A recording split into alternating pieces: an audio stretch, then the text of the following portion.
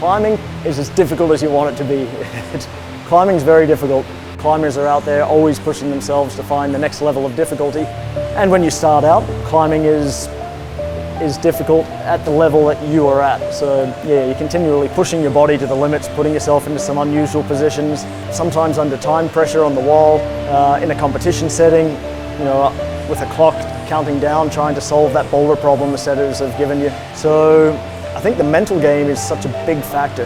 Like physically you might be able to do that problem given all the time in the world, but under the time pressures, can you get it done? Can you solve it fast enough? Are you thinking quick enough? Yeah, right. Hi, I'm Peter. I'm a setter at Crank and I'm also a coach for the junior team. Climbing encompasses a lot. I mean, you could go from alpine climbing, big mountains.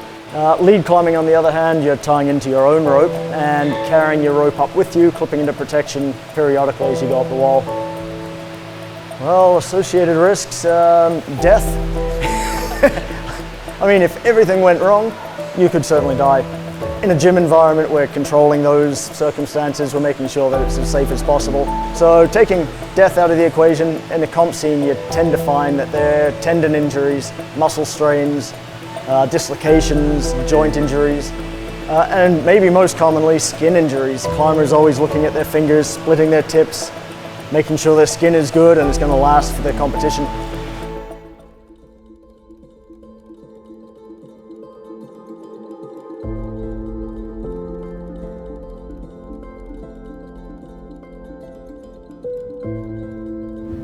I'm Hamish, I'm 15 and I am from Brisbane. I think I started climbing about 3 to 4 years ago. I'm not too sure exactly when, because you know, it was at the end of the year. So Hamish getting into climbing, so he'd been playing soccer and he used to do parkour outside. So we found Crank and they were offering parkour, ninja and climbing. Just started on a Saturday? Yep, so we started, we booked him in, he said, yeah, okay, I'll give it a go. And he was doing parkour and ninja stuff. And after a term, he said, it was pretty easy, like it wasn't that challenging. But he said the climbing was kind of fun. And so, yeah, so then we just said, well, do you want to just do climbing? And so he just started doing climbing classes. And, you know, even the very first class that he had, they were shouting at him, Hamish, use your feet. Hamish, don't just rely on your strength. Hamish, use technique. And, you know, we're a few years down the track and people still shout at him those same instructions. So, yeah. But I'm not surprised he's climbing at all. No. He's always climbed, ever since he was little. Climbed Yeah, on he's always been a everything. climber. Trees, fences, school, playground equipment. He's always been a climber. Yeah. He's always been strong, always been a climber. Pete is the head route setter at Crank. He is also my coach. I've known Pete for a couple of years now. He's been very helpful. He's, you know, helping me become stronger, working on my endurance, taking me to different places climbing. It's really nice having someone who, like, it's nice having a mentor show you stuff. Pete came on board a couple of years ago and then got Hamish into lead. And he had been doing it for about 3 months, and I said to Pete, do you reckon he should have a crack at state? And Pete said, yeah. And off we went to Urban Extreme in October 2022 and made the Queensland team, but got bumped because he wasn't great. Nationally ranked. So technically he made the team. And then he went, right, I want to have another crack in 2023. I want to make the team. And he made it for lead, fair and square. I think for Hamish in particular, it's been his fight on the wall. Like when I first started seeing him, how his bull-headedness, like he just won't give up. He power screaming till the end, till he falls. So his resilience on the wall, that has amazed me. And his dedication to training is really, he's really quite amazing in that regard.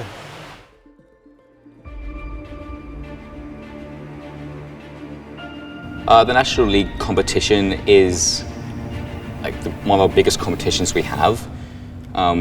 Everyone from across Australia goes, so we have like the New South Wales team, the ACT team and Tasmania, so we'll all go and compete to see who can go to Worlds, which is top two go to Worlds.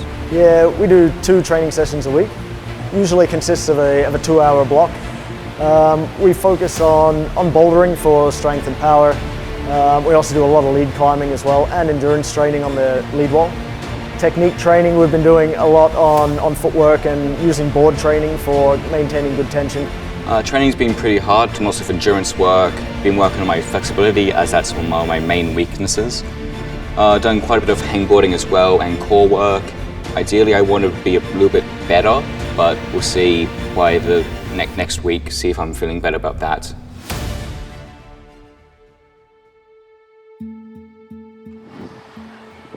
So the day of the comp, Hamish seemed ready. He seemed pretty relaxed. Just a good level of nerves, I think. He watched the 4 running videos. He thought that both climbs would be reasonably tough, but that they didn't scare him or bother him or think they were beyond his capability.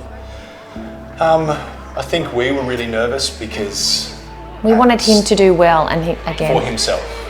He likes to do things right the first time, so I tried to keep my nerves in and not get him nervous, but I guess I just wanted him to climb well.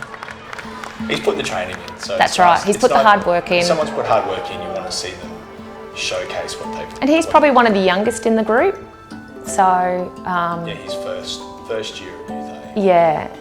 Yeah, definitely nervous. For a lot of them, their first time in nationals. A couple had been there before, so they had that experience. We did a lot of training. They put in the hard yards, and they really, I think, were as ready as they could have been.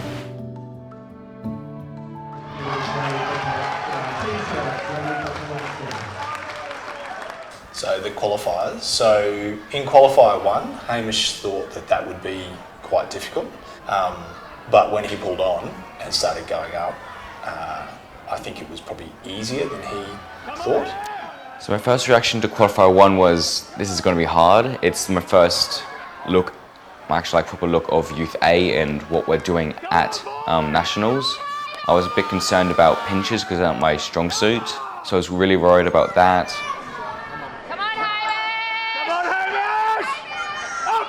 But what I did see, it definitely looked like it was going to be hard and going to be something that's going to be really interesting.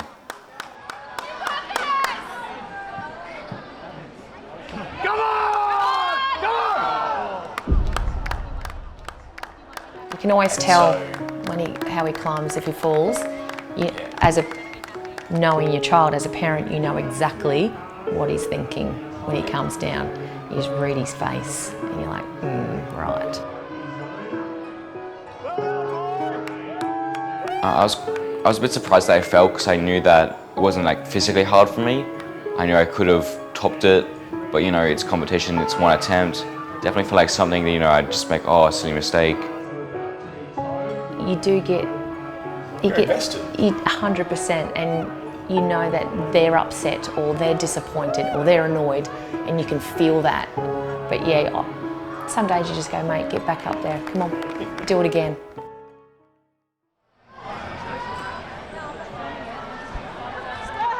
Yeah, so the one that probably worried me more was when the route reading became extra complex and you don't have much time on the wall to hope that he would be able to read it correctly and fast, because a lot of it didn't look like you would have time to recorrect. You had to commit, get it right, and be able to keep tension in the following moves.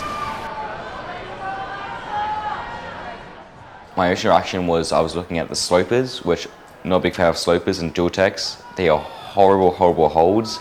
The walls, you know, were super slippery, which was not nice. Made small mistakes, but they were costly, and they mostly came down to foot tension. On one climb, there was a pop of a heel in a critical moment, which put a lot of extra strain on his tendons, on his forearms, shoulders.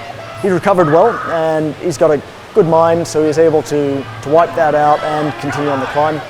And when it came down to falling, I think it was just hitting the hold slightly too low, not being able to keep the tension on the fridge door. It was a close one. Yeah, we had talked a lot about the fact that they're bringing together all of the best climbers. They're going to be setting at the highest level. So if you're going to go to something like that, then you want to take 3 climbs because you want to have a crack at the 3 hardest climbs. Yeah, but it was a good competition. It was nice that it was in Queensland, in Brisbane. It was a great weekend, tiring, a bit emotional. I am looking forward to, hopefully there might be another one in there. I'm excited what's going to come up in the next 3 months for him. I'm very excited. Yeah, he performed really well. I was proud of his work this comp. I was really proud he made it into nationals. That was a huge achievement for him. That was his first big goal, was getting on the team, representing Queensland. So yeah, big congratulations to Hamish. It's an amazing feat. Yeah, definitely, as being someone who's quite new to the competition scene, it was really nice having people congratulating me on stuff, supporting me, because, you know, previously I haven't known any of these people, but because I've met them through climbing, it's really nice having people who understand what I'm going through and are able to congratulate me on that. Climbing has positive impact on the community in many ways. I think the biggest one is how supportive it is of other people. It's inclusive, easy to make friends. People find it very easy to come into this community. They're welcomed. You know, I'm competing in open boulder, open lead, there's state boulder and lead. Looking forward to jump on some of the hardest routes I ever have.